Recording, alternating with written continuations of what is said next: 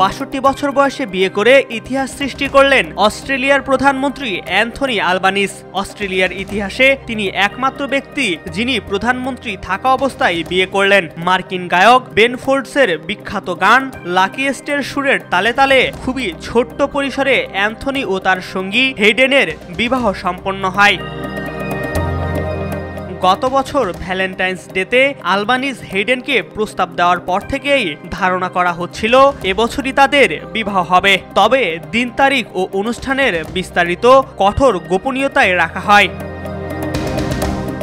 জানা গেছে অস্ট্রেলিয়ার ক্যানবেরায় প্রধানমন্ত্রীর সরকারি বাসভবন দ্য লজের সবুজ চত্বরে ঐতিহাসিক এ বিয়ের অনুষ্ঠান হয়। কঠোর গোপনীয়তা রক্ষা করে আয়োজিত অনুষ্ঠানটিতে শুধু দুই পরিবারের সদস্য ও ঘনিষ্ঠ কিছু বন্ধু উপস্থিত ছিলেন। অনুষ্ঠানের অন্যতম আকর্ষণ ছিল তাদের পোষা কুকুর টোটো। কুকুরটি এই নবদম্পতির বিয়ের আংটি বহন করে নিয়ে আসে। বিয়ের পর প্রকাশিত বিবৃতিতে আলবানিজ বলেন, আমরা আমাদের প্রিয়জনদের সামনে পরস্পরের প্রতি গভীর অনুভূতি প্রকাশ করছি। সারা জীবন একসঙ্গে থাকার প্রতিশ্রুতি দিতে পেরে আমরা অত্যন্ত আনন্দিত। সামাজিক যোগাযোগ মাধ্যমে এই দম্পতিকে ঘিরে অভিনন্দনের ঢল নেমে এসেছে।